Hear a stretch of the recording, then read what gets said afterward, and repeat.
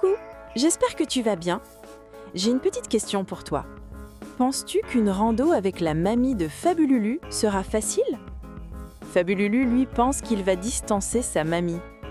Bon, on va savoir dès maintenant si c'est un boss de la randonnée ou pas. C'est parti pour l'histoire. Il y a des promesses faciles à faire. Des promesses qui sortent de la bouche aussi vite qu'une bulle de savon. Il y a quelques semaines, Fabululu s'était engagé à faire de la randonnée avec sa mamie sans même réfléchir. Tu te souviens de cette histoire où il devait choisir un sport? Bon, une randonnée. Dans sa tête, c'était une balade tranquille, une petite promenade main dans la main sur un chemin plat pour ramasser des marrons. Facile. Ce dimanche matin-là, en enfilant ses baskets, il était donc plein de confiance. « Tu es prête, mamie?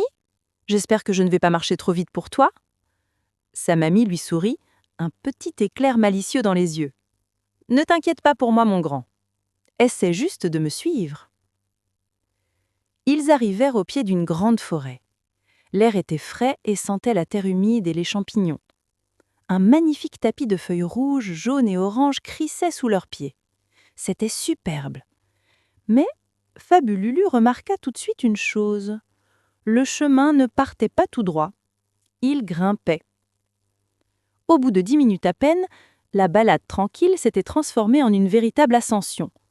Fabululu sentait déjà son souffle devenir plus court et ses joues s'empourprer. Il jeta un œil à sa mamie. Elle avançait d'un pas régulier, sans bruit, sans même être essoufflée. Elle ressemblait à une reine de la forêt, connaissant chaque racine, chaque pierre. 1 heure plus tard, la promenade était devenue une épreuve. Les jambes de Fabululu étaient lourdes comme des bûches. Un petit lutin malicieux lui avait planté son aiguille dans le côté. Il avait chaud, il avait soif, et il avait surtout très envie de s'asseoir et de ne plus jamais bouger. Il regardait sa grand-mère, agile et sereine, qui lui montrait du doigt le nid d'un pinson ou le nom d'un arbre. Il n'arrivait pas à y croire. Mais, malgré la fatigue, Fabululu refusait d'abandonner. C'était une promesse. Alors, il serra les dents. Il pensait à un super-héros escaladant une montagne pour sauver le monde. Il est allé jusqu'au bout de ses forces, puisant dans une réserve de courage qu'il ne se connaissait pas. Enfin, ils arrivèrent au sommet. La forêt s'ouvrit sur un point de vue magnifique, qui dominait toute la vallée colorée par l'automne. Le souffle coupé, non plus par l'effort, mais par la beauté du paysage, Fabululu se sentit envahi d'une immense fierté. Il l'avait fait. Le déjeuner fut le meilleur de sa vie. Un simple sandwich jambon-beurre et une pomme, sorti du sac à dos de mamie, avait le goût d'un festin de roi. De retour à la maison dans l'après-midi, Fabululu se sentait flotter. Chaque muscle de son corps lui murmurait le souvenir de l'effort.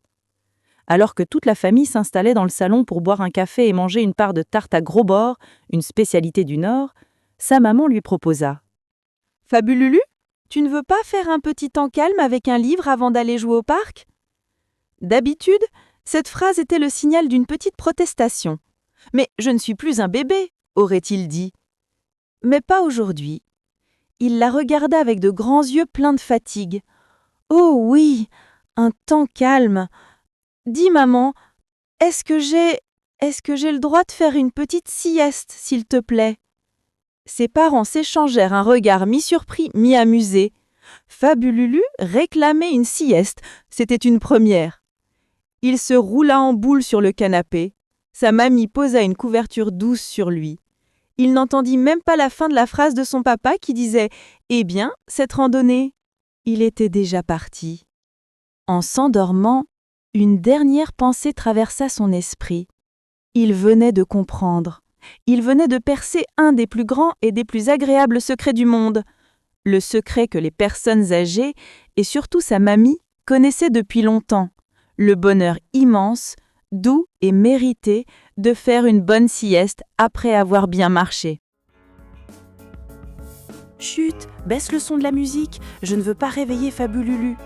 On est d'accord, la randonnée, ce n'était pas ce qu'il avait imaginé, mais il ne s'est pas dégonflé. Il a pris sur lui, sans se plaindre, c'était peut-être de la fierté. il ne voulait pas montrer qu'il pouvait abandonner. Ou alors, il sait qu'il faut parfois faire des efforts, sinon on passerait notre temps à abandonner dès la première difficulté. Et toi, tu persévères ou tu abandonnes vite? Bon, je te laisse. Demain, Fabulu a d'autres défis. Bonne nuit les petits. Bisous.